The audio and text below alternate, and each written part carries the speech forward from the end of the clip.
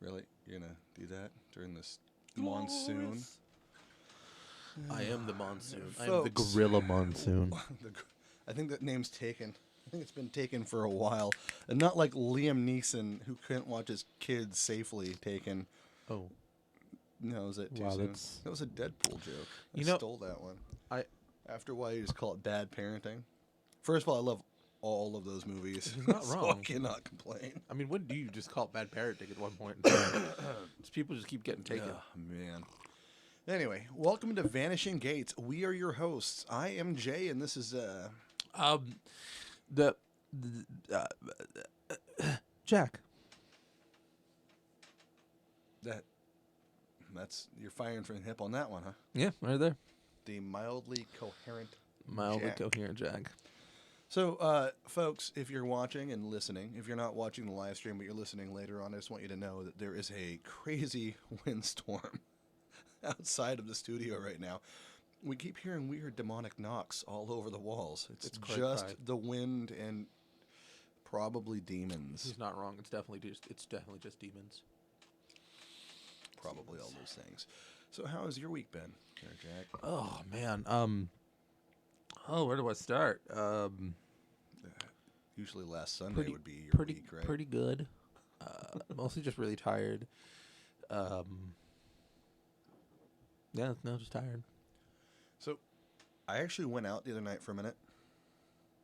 I did.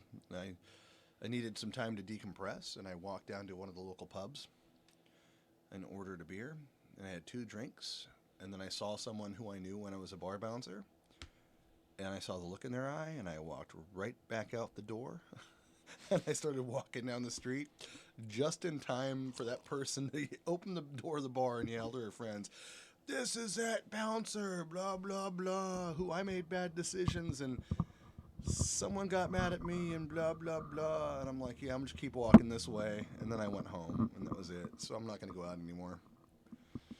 Yeah, no, Oh, that makes man. sense. Hey, so we want to say hi to Tara in chat. Also, guys, if you are into gaming, check out The Angry Cherry on Mixer. That would be Tara's channel. She's a fun gamer to watch, and she's really nice. So follow her, if you would.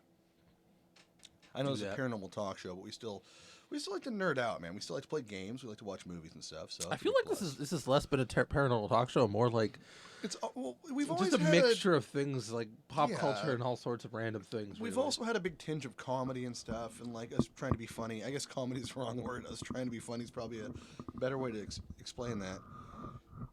What are you doing with that microphone? trying to adjust it so it's in a good position. Have you tried to cup the stand a little bit? And get your lips a little closer. Don't do that. Oh, Thank goodness of My people bad. not watching. oh yeah, good. You Good lucky thing. podcasting people. So, you lucky podcasting people. anyhow, so I wanted to continue on with our Cryptid World Tour. The Cryptid series. World Tour. This is an idea that old Jack here came up with, where we talk about different cryptid creatures that you might not. What was that? That was the clicking. Don't make Pauly Shore come after you for the weasel stuff.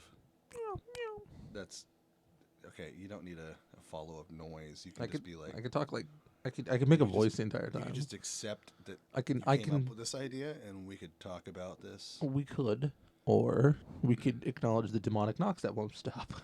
I'm not going to acknowledge those knocks. It's just the wind knocking stuff against the wall of the outside. Anyway, so tonight's Cryptid World Tour topic. In the most desolate parts of the Gobi Desert, there's said to be a horrifying, partially subterranean creature. One that can kill by touch, venomous spray, even electrical shock, and is said to lay its eggs inside the intestines of camels. It's not Rosie O'Donnell. Well, Just spoilers. you don't know that.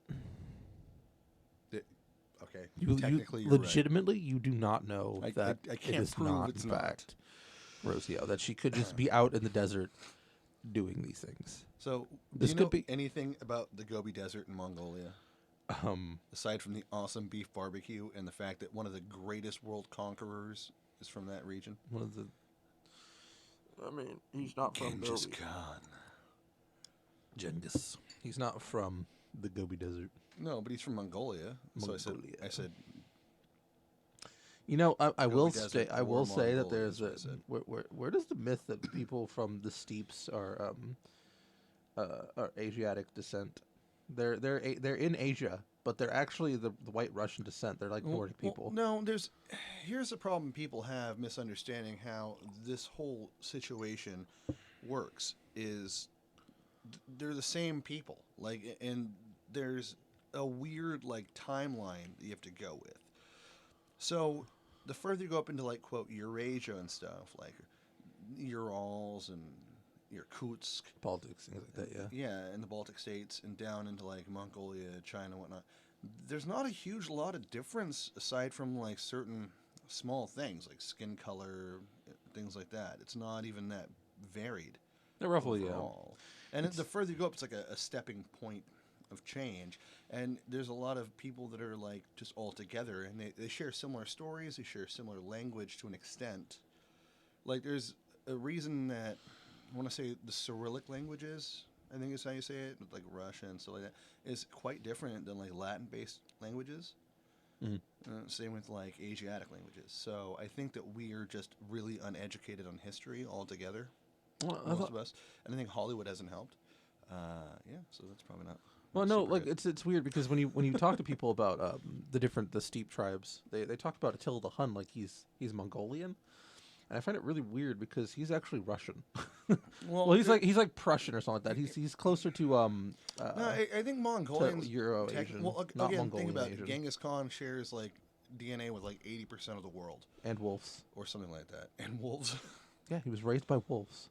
That's He dances with wolves. so was Romulus and Remus, but Well, yeah, that's the point. The point is that if you were They were raised Roman. if you were raised by wolves, you will be a conqueror or create great nations. So- So that's where you need to start your story for running for president is that you were raised by wolves. anyway, rolling things back here to where it makes sense. The Gobi Desert, it's between 2,900 feet and nearly 5,000 feet above sea level. So this is mountainous plateau desert. Screw that. That's gonna be hot as hell. Well, no, it's actually a cold desert. Wow. It's that high up. It's a mountainous Fantastic. plateau desert. It's 500,000 square miles around that. And like I said, it's a cold desert, and sometimes even snow and frost show up on the dunes and the tundras. It's not all snow desert either. And the desert continues to expand for different reasons. Now, it will actually get snow and cold temperatures from the Siberian mountains. Which they blow in from high winds and blow snow down and lower the temperatures. And the temperatures vary insane amounts. It can be like minus 40 Fahrenheit and then 113 Fahrenheit in the summer. Okay? It only gets around 7.6 inches of rain annually. I say only because we get more than that annually where we live right here by the Pacific Ocean. Annually. It's not every year, but that's, On one hell of a year we get Now, the Gobi Desert can shift from 60 plus Fahrenheit. Like it can change 60 plus degrees Fahrenheit in 24 hours. That's I'm not sure how accurate it is, but it's what it is. well, all right then. It's also I'm learning about the Gobi well Desert. known for fossils. In fact, I think the first fossil dinosaur eggs were discovered there, like a fossil nest of dinosaur eggs, were discovered in the Gobi Desert. You know, that comes to a question is like we find dinosaur eggs in high places, or like in dinosaur, like bones, things like that, in higher up We got places. friends in high places, not low places. I mean, it's kind of like how people think that Australia exists and that the Earth is a giant sphere when it's actually just kind of a disc. It's more of just a disc, and there's no such thing as Australia. And is real, also, and the Earth is not flat. I before we continue this, And chew on head for is Dave that and Chad. as it turns out, not only is Australia not real, but the coronavirus is also fake and made up. Well, I by mean, the it's government. brewed in certain breweries, and you buy it in a little bottle, and you put a lime in it. Apparently, that's it. I mean, I was sent something from an official. My lovely wife sent me something from an official flat Earth website that said that the coronavirus was made up, and so now the flat earthers have taught us something, guys. I hear there's a Nigerian king who wants to also give you a bunch of Well- money. At the same time, I told them I had a nice bridge in San Francisco that I could sell them. I mean, but there is one. You just have to make up a deed, and in San Francisco, and the way their laws work, you could probably get away with it. Yeah, I could probably get it. I mean, it's California. There's pretty some wonky crap going on here. So I had someone from Oregon come up and doing presidential what is it, like door to door things, like asking if you want a president. I'm not going to talk about who it was or the political structuring of it, but they came up from Oregon to do so, and I was like, came down from Oregon. Came down Oregon's from above Oregon. us on Sorry, the- my bad. And they came down, and I was just like, wow, that's why are you in my state? Go away. Get out of here, Oregonians. You were born in Oregon. Just had to. Too soon? Just couldn't let that lie, Too could you? soon? Yeah, no. Anyway, so the deathworm, Had to go with it. also known as the large intestine worm, in Mongolian, it's Why is it called a large intestine worm? we'll get there. In Mongolian, it's I'm gonna try to pronounce this because I don't speak Mongolian. Olgakorkoi, Qua, Qua. That might be French. I'm not sure if I'm pronouncing deathworm properly. Olgakorkoi. Yeah, in Mongolian, was ascribed by Mongolian Prime Minister. I'm also going to butcher this name too. Dambinabazar. That's the only name I got. Was Damnabazar. Yeah, Dandinbazar. In Roy Chapman Andrews' 1932 book, The New Quest of Asia. You know, I read that. I was reading that as he was reading it, and I jumped that line. Roy Chapman. Read the book.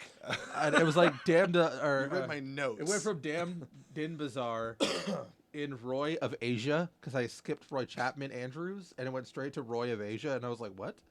What is that? Sounds like a great comic strip from the 1930s. No, Roy of Asia, everybody. Sunday Funnies. I opened it and I read that Roy of Asia.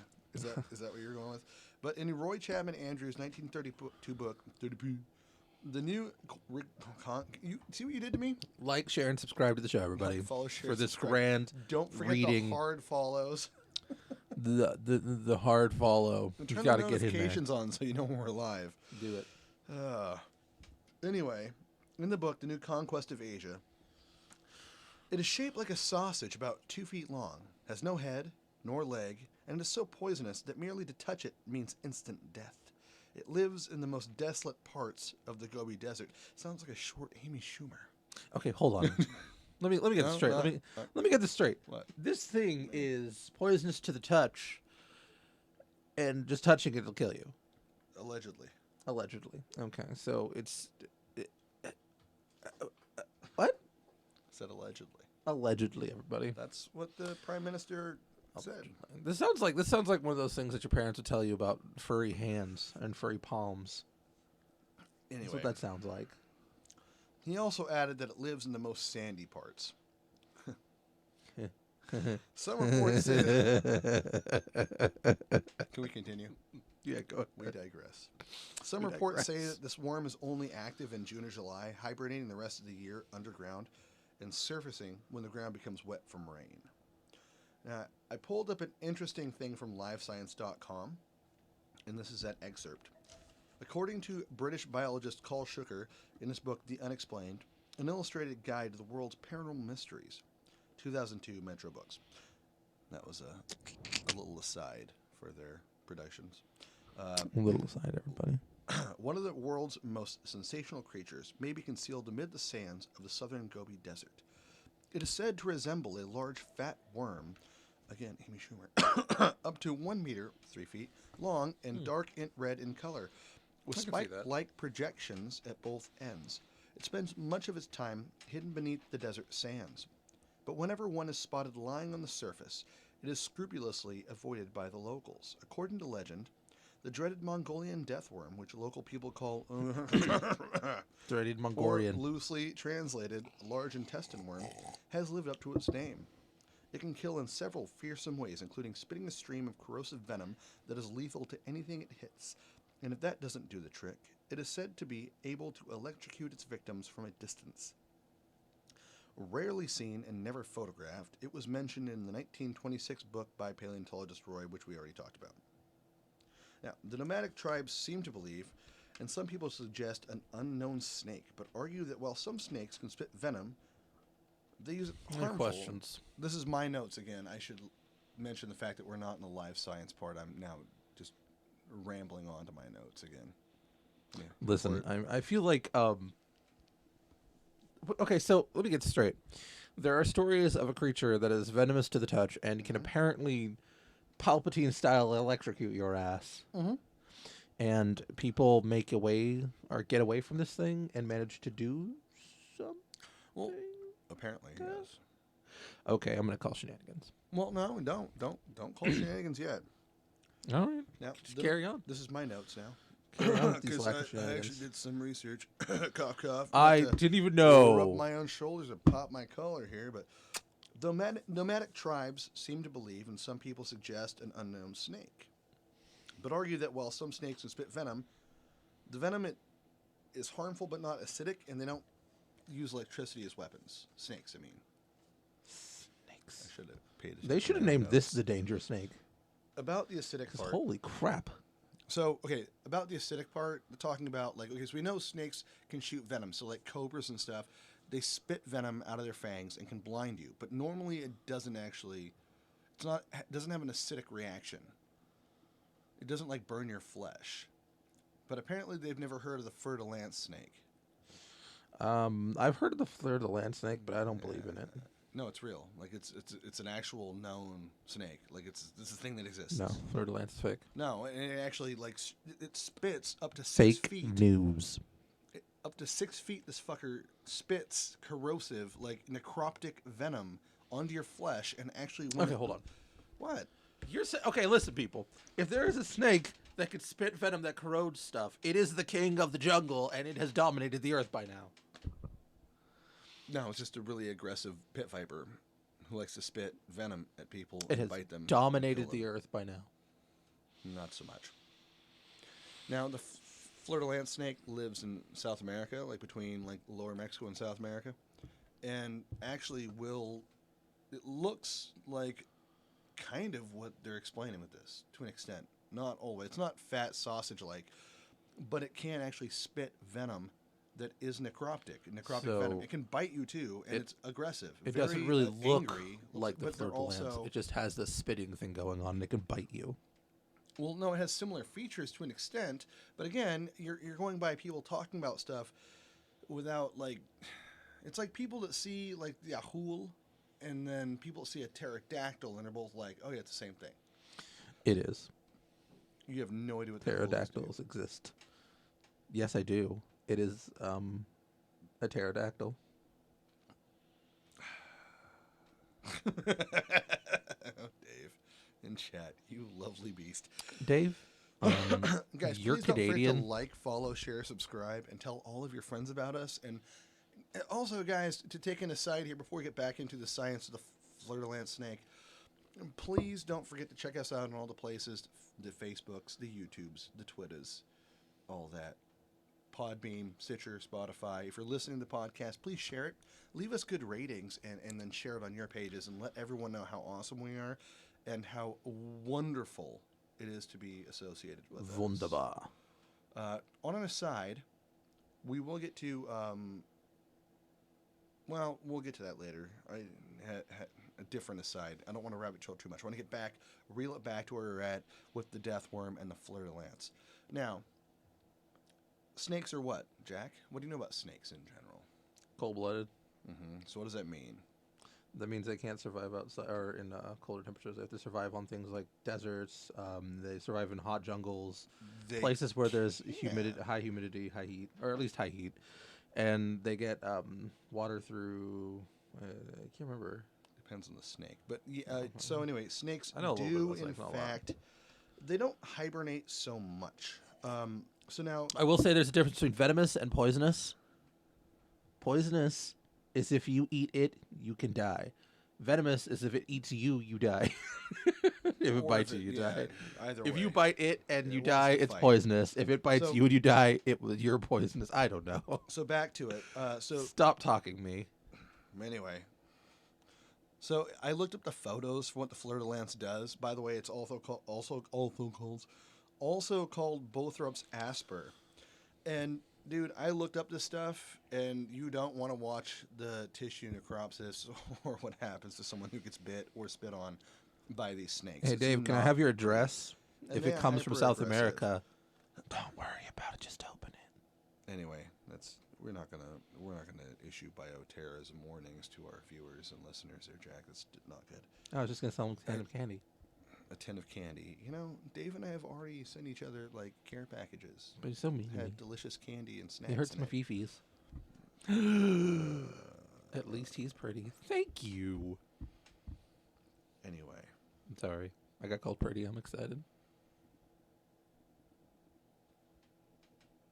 back to why the snakes could still possibly live in colder climate.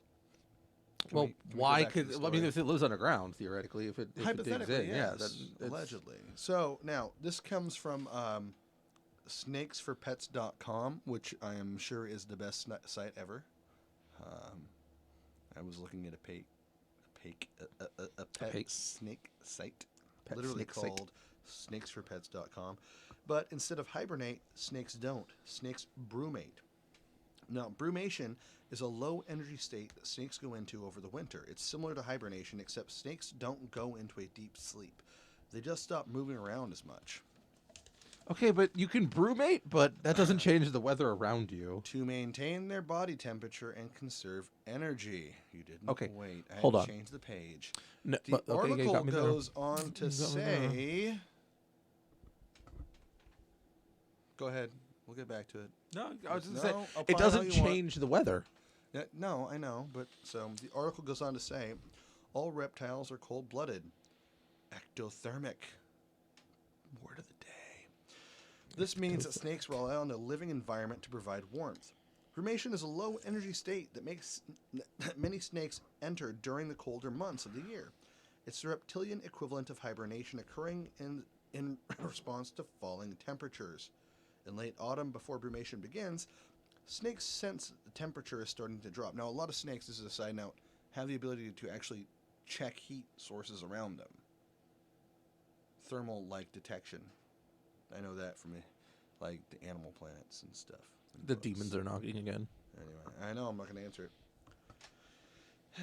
In response, they may eat more than usual in order to build up their body's fat stores. During brumation, snakes don't eat at all. It's therefore essential that their bodies contain enough fat to keep them going till the spring arrives. When brumation begins, snakes will stop eating. They will seek out a place to rest, ideally not kneel. Kneel. I typed that out wrong. Ideally kneel. Instead of copying and pasting, I actually typed this out like an idiot. Near a source of heat. Should have gone with kneel. They will kneel towards a DeGrasse Tyson.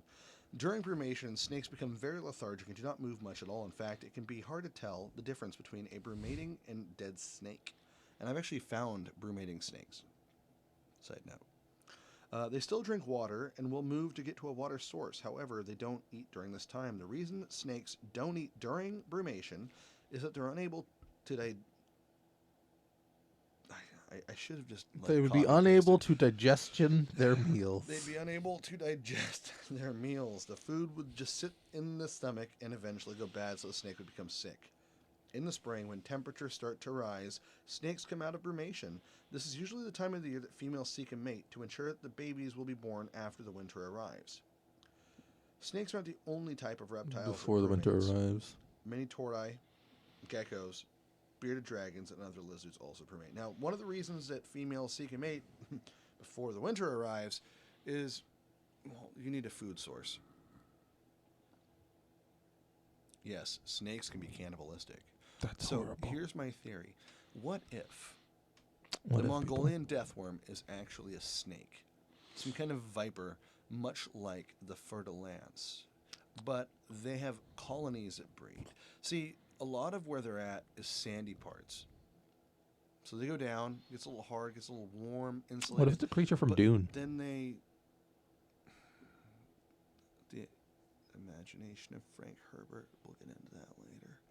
Sweet. Anyway, so the snakes get down, they form a colony, and snakes do this where they do ball up and warm up together. They create friction. So when you're brumating and they're just slithering together like some kind of big snake cuddle puddle, and like snake pseudo orgy to keep each other warm, much like humans, if you're out in the wild and lost, the first rule of survival is to get shelter because the elements will kill you faster than dehydration or starvation. So you need to get your core temperature up. Even us warm-blooded creatures need to do that. So these snakes, while they're brumating, get all together and they rub together really good, and then maybe one has a couple babies that aren't working so well, and then one gets hungry. It's a small meal. You know, this might be how they could live Maybe. underground. You're not following me at all, are you? Or they produce electricity, which means they could probably somehow manage to keep their body temperature up with that ability. That's also and living one underground. of the things that's claimed is that these Mongolian deathworms are able to zap people from a distance. There's actually someone that opined in the study and had an idea that the snake moves around. If it's a snake, the deathworm, it can actually produce friction, and static electricity could be what's zapping folks. But that doesn't sound like it'd be instant death per se to me. Well, I mean, does it say that the electricity causes instant death? Well, yeah. You know how much? I mean, even an electric That eel said, can't though- produce enough to kill you in one jolt. Yeah, neither can a stingray, and ask Steve Irwin how that worked out. It didn't shock him? No, but I'm just saying. Like, they're Stingrays not don't produce electricity? Yeah, but they're not deadly to humans until they hit you square on the heart. So, yeah, Well, that's my the point. barbs are poisonous, but Yeah, no, I know. That's what I'm saying. Like, I'm so maybe confused. if someone's grounded a certain way, and Yeah, the guy's just holding a steel bar that's in the ground, and Well, and he's in that's- the middle of he's that's- holding a stop sign in the middle of the No, Mongolian and high that's desert. actually, as dumb as that sounds, like that's one of the things people talk about is people would take steel bars and dig into the hard ground to do stuff because they're mostly they have cattle and stuff. Yeah, I mean, yeah, theoretically, if they were building fences, things like that, the thing came up and zapped him while they were holding Well, that. and the that's rod a could lot of lightning the rod, but- that's a lot of the thing is like they were digging a rod into the ground and then he got zapped because they were trying to dig irrigation out or something. Dude, I'm telling you right now, deathworms, not a real thing, but I'm going to go ahead First and of say all, that. they are a real thing. There's a Listen. couple reasons to think that. Listen, Karen. If you call me a Karen again, hit you in the neck, I'll be your death worm. Anyway, I feel now threatened. you got warned. There's a difference. So, anyhow, now there's also other descriptions of these that come off like a creature whose big round sausage, like with also Mike Tyson has protruding like teeth that come out. What? The death worms talking about. Okay, so wait a minute. It actually has a maw that opens up, and it has Well, like there are different descriptions. Yeah. 4 teeth that come out. Well, like clenchy, like maws that come out and grab you in, and there's also like What are they, claims that tremors? have. That's the other thing too. There's also claims that they have those little black things on the side that make the. If you guys have seen the movie Tremors, that help propel them through the dirt. That they have those as well. Well, they're not claws or anything. They're just little- they're spikes that come out of the body, and what they do is they undulate, and so as it's under the dirt, it actually like pushes it forward because they act like little propellers under dirt. Exactly. They And grip. There's actual animals that I've seen in real life that we can find right here, 10 minutes from the house, that have that. I didn't know that. They're called parapodia. Those little things are theropodia or something like that. And there's like little like stems that make them move, and they actually propel them through water. And these creatures, there's two different kinds that have them that I know of: bloodworms and sandworms that have these. And bloodworms will actually produce this weird undulating, like it's almost like their intestines come out and the teeth come out, and they get longer, and they're like these 4 little poisonous. Made of bronze, by the way. Their little teeth come out. Made of bronze, of all things. They're made of bronze? Bronze or copper? Was it? I wrote it down here. Yeah, copper. Sorry, copper. Oh my god. They have copper teeth. Their teeth are made of copper, and they will sink in, and they're poisonous. And they'll get them and suck things back into them. Well, copper is a They conductor. look kind of like an intestine, but they can also move through the sand with those parapodia. I mean, copper is a conductor, so theoretically, maybe it So somehow. maybe it's not a snake. You know my what's theory more after than all. likely happens? Is See, it some I've- sort of a weird creature that lives out there, and Well, during a that's- thunderstorm, this thing got seen, a Here's- lightning storm, and lightning struck a pole when a farmer was implanting it. Because it come on silently in a lot of like deserts. Here's what I'm thinking. So I was going toward the snake thing, viper thing at first, and then I remembered about sandworms and bloodworms. And so I started doing research. I'm like, well, I'm running out of time, so I needed more research. But I didn't. And what I'm thinking is it's probably more like an actual desert bloodworm. Because most of the descriptors from before, because I always thought, well, like the large intestine worm. What is a meant- bloodworm? I just explained that to you. No, I mean, I thought Hold that on. was the pair. I thought that was So the other thing. you can't see it, guys. I'm gonna pull this up for Jack here, so he can Yeah, see what you're I'm not allowed to talking see about. it. Google it. And maybe we'll put it up on the Facebook page if I can remember. Google it. Oh God, bloodworm. Michael Bloomberg, first thing, perfect. Well, you pay that much money for your campaign. Did you get that meme where Look, it's like the chick holding that giant I like posted tuba? So here's a bloodworm. And look at that; it actually protrudes out. Wow, that's And they're venomous, disgusting. but And they're made of copper. Yeah, their teeth are made of copper. Is that where They we have get little copper fangs from now? that are made of copper. No, but it's weird that their teeth are actually made of copper. I'm gonna hunt these things down Look and at use this. them for Look at this. copper. That's the teeth. But that protrudes outside of his gut, and then it pulls you back. Yeah, that's worms do that, right? They launch their But look at intestine this out, picture. or So they they launch have their this stomach here. out, or something like that, and then it wraps It's you up. like the only poisonous worm, by the way. But guys, you can't see this. I'm Where are sorry. the Maybe I'll sons of post guns at? it. We can get them right here at the bay. Oh, good, I used to pick them right behind the mall. good, everybody. So, I'm so look at I'm these. so See those? excited. These are the Paradophia or what? Parapodia. Guys, sorry, I can't remember how to speak anymore. Parapodia, whatever. But it helps them propel both through the water and through the dirt. Yeah. So what's happening there is it's actually firing out its intestine, I believe, right? Its stomach or something like that. I think it's its stomach. It fires its stomach out.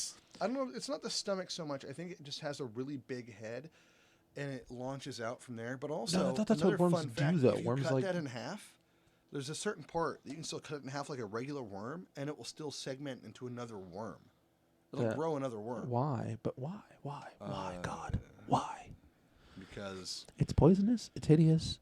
And screw and it. if you look at them now, they're red in color, which is another question or another thing that people have said about the death Yeah, worm. but this is not a large Well, creature that would. The ones I've seen are, 6 inches or so. That's fine. But it doesn't look like a giant But intestine. listen, these are ones that are we're talking. I know, but what I'm saying is the ones that I've seen, they're not super huge, mind you. But again, we're talking about one of the most isolated places in the world.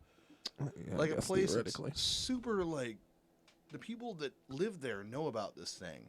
I mean, things do kind of grow to their environment, and theoretically, if you're in a giant desert and everything there is literally just. But again, these things come out when it's wet, from June and July, and they come out of the ground when it's wet. Yeah. They eat once, they go back to sleep. So bloodworms, you're only going to find them here on the shore when the low tide comes out, usually. And if it's like high tide, you got to go higher up and then find a rock to flip and be looking for mussels or something before you find them. Okay, so I'm never going near the water again in my So, county. I mean, this is a high possibility. It could be either some I'm kind of moving to weird Utah. snake or some kind of weird bloodworm, maybe. Maybe it's just a huge bloodworm, which actually, when you think about the I don't know if I went back to the reason we called them I thought it was a large intestine large intestine worm is because it's found in the large intestine of camels. Where Yeah, they that's probably reproduce right, yeah. sometimes. So that's why I thought that. But I'm thinking about, well, maybe it's not a snake. It's more of one of these bloodworm type deals. So, like, there was someone that actually was out there studying and trying to find these in the Gobi Desert, and they were inspired by Frank Herbert's Dune, and actually had a thumping machine that would go to try to draw attention to these creatures. And I don't think he ever found anything for a reason, because it's not Dune. Yeah, And he didn't have the spice and control not the Dune. world. You needed spice. He who controls the You spice needed the spice. controls the universe. Wait, don't the worms create the spice? No. I thought the whole point of Dune was the fact that those worms actually made the spice. That's why they didn't kill them off. They didn't call them the spice worms. Simon Cowell was not involved. Spice worms. You don't know. Pop culture You jokes. don't know. Anyway, so spice worms. Wait, what? No, wait, that was the wrong thing. Anyway, so the point is that I'm like, maybe these things exist, but if they're coming in during like storms and stuff like that. They're like rain season, so more than likely what happens is a farmer's out working on a pole. One of these big ugly ass things come out. He gets hit by a random lightning strike, and he blames it on the worm because that's what you do. Okay, I'm less likely to believe the electrical part of it, to be honest with you. I'm more likely to believe that this is something that comes up and causes problems during stormy months. If this thing exists, When I your just food want you to know. source- When your food source is mostly your cattle, and the cattle lays down in the desert floor, and something gets up into it and infects it, and causes more problems and kills it, when food is sparse, I'm more likely to believe that's the case. And then if that's a real thing, suddenly it's going to become more blown out of proportion. And suddenly now it shoots lightning bolts out of his arse at the British. Sounds about right. You know, like they're going to get Sounds about the, right. It's the William Wallace treatment. You know, It's exactly. the William Wallace worm. So I'm sure it's really a thing that existed at some point or exists. And No, probably there's a reason these nomadic tribes. First of all, the folks living on the Mongolian steppes in the Gobi Desert are some of the toughest, hardiest people in the world. Some of them like don't ever get off their horses. Yeah, except to sleep. I think a lot of their food is their cattle, and when your cattle's your food, because it's hard to grow crops, like anything that affects your food source is going to be a source of nightmares. And who's to say it hasn't attacked a kid or two? I mean, I remember that episode of River Monsters when Jeremy Wade went to Japan. Did you watch that one? No. So he went there, and they were going after this creature that was supposed to be like an evil demon that lived by the water. And he found something that matches the description perfectly. It was a giant water salamander that could literally snatch up a 2-year-old kid and eat it. Yeah, no. And he found one. Oh, wait, I think I did see that one, actually. Yeah, so I'm sure there's some real truth behind this, but no one's caught one yet, and there's no, quote, evidence of it. So if it's a viper, I would think we would find some evidence to an extent. At the same time, how much time are people spending out there in the Gobi Desert? Like, you know, every week I like to go to the Gobi and just hang out. That's my Tuesday hangout. That's my Gobi Tuesday. Desert, I'm out in the Gobi, South Steeps, just chilling. but, I'm looking for that wolf pack to raise me, kind of thing, you know. But Getting also, ready. if it's a worm of Getting some ready. fashion, I mean, maybe it's just an undiscovered kind of worm. Because think about it, like worms can go through hard packed like ground, like soil. They don't have to just live where it's soft. And if they live below the hard pack, like if the hard pack is firm or sandy above, and the rain comes and loosens up, and they can finally come up through the dirt and get their way out. Well, maybe, or they just start to drown, so they get the hell out of the Dodge. Exactly. Maybe that's the thing too. They come go out, for air, basically. Maybe it's a double weird thing that. I have no idea if that's a thing. Maybe that's why we don't find it, because they come up, they don't find a food source, they die. Though, you know, the electricity thing could be, you could take a car battery in like Africa, things like that. They take car batteries to wet dirt, and they hook up positive, negative charge rods, and then they stick them in the sand And underneath. they run current. And they run current into the dirt, and what happens is it causes it takes like light shocks to the worms, and they all force out, and they come up, and then you can just pick up your worms. Maybe. Well, that's what they do. It's one of the things that they do. I'm just thinking like 2 months of the year, as far as I know. It's cold, they can hibernate. Well, I was just saying that could be part of the reason, you know, for the electric shocks, that someone was doing that, and then they just they got shocked by the battery, and they were like, ugh. I just have this suspicion that like this is a real thing. Of all the things, as big a skeptic as I am, I think that this is probably a real thing, and we just don't know what it is yet. Well, as much as I wanted to go with some kind of viper or snake, the more I thought about it, the more I'm like, it's probably some kind of damned worm. Danger so deathworm might not be the wrong word for it. You know? Well, I mean, no, it's probably a good word for it, because it's probably, if it's a real thing, it's a big sumbitch, and so it means it's poisonous. Long, probably. yeah. It probably produces a little bit of poison that's enough to like put you down. It has the little tremors type side things, and it matches up with the sand and blood worms. Yeah, but you also got to think like you also got to think, if this thing bites you, like it shoots out, it bites you, and then you're walking away, and this poison starts to hit your system. It could probably feel like shocks. So the more likely somebody's like getting like that shocking pain feeling as they're like running away. And the spitting part's kind of questionable to me, but again, if that's from more of a story of people that survived it, and they see just like a face come out and retract back, yeah, they think that might look like a spit to them because they're in shock. They see they're out there with their buddy, and their buddy gets hit, and suddenly he drops. Like what is it? Those those stick worms are the small, like those hideous little worms. Like some worms will actually they shoot out their stomach. We were just talking about that. Yeah, their stomach shoots out, and that's what I imagine they're probably thinking is spitting. What it actually is doing is actually launching a stomach out, which has teeth on it, and it clamps and then retracts. Literally just was saying. I literally am just reiterating this. Okay, shut the hell up. Don't you trample on my parade, sir. And these aren't even the underwater ones. These are just the ones that could live on dry land. I'm just telling you this right now. If I ever become a dictator, I'm going to find these things, and I'm going to use these in war. I'm going to dump Millions of them over a weaponize city. them Just millions of them over a city. just to gross people out? Like, No. good grief. Mardi Gras. All right. So there was somewhere else I was going to go at the Worms. end. I had somewhere that I was going to go at this today. Dune. Another aside. I think I've lost it. We've gone to asides, people. Yeah, but I had another one I was going to go to talk about things. Oh, that's the other aside. So, as I mentioned, guys, because we're coming to the end of the show here, we're trying to keep it under an hour. So I did want to bring up, we still have our Patreon. I've kind of corrected the Patreon page a little bit. And again, I'm not asking you to donate to us directly right now. By the end of this year, all donations, 10% will go to us probably. 90% will go to a charity that we haven't figured out yet. So if you start donating now, by the end of the year, I'm going to find a way to show everybody where it's gone. That way you don't think we're just keeping it. It's going to go to a charity that we're trying to decide upon. We're in negotiations with one now. And if it works out that we're not too offensive and whatnot, then I would love to donate to that. It'll be your guys' donation. I'm pretty offensive. We'll I be don't doing a do good that. thing. So if you want to do that, check out our Patreon and donate. And even when you donate, I think you can leave a note, and you can actually specify for donation there and to charity or whatever. If not, whatever, let me know. I'll try to fix that too. But regardless, like I said, 90% of the donations at the end of the year are going to go to this particular charity. If we get an influx of donations sooner, and the charity and I can work it out sooner, then we'll just start donating every month to them directly, and you guys will get a heads up that, hey, this is where it's going for, till the end of the year, and then that's going to be where you're at, where we've raised money for. So I'm just trying not to give myself as much work as possible. Sorry, guys. I don't want to look at this every week and be like, oh crap, more donations. All right, email this person. So I was saying at the end of the year, I thought that would be a good way to go.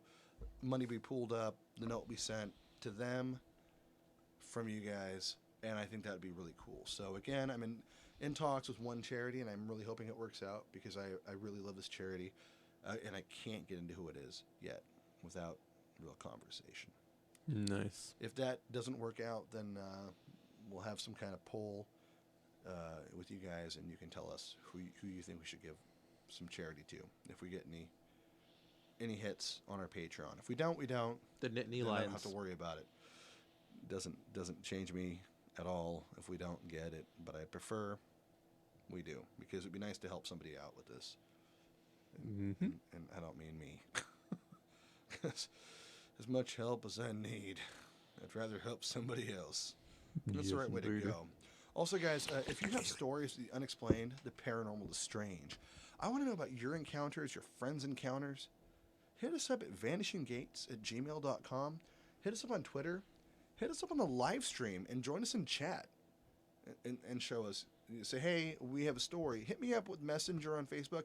I try to respond to everybody on the Vanishing Gates page as much as I can.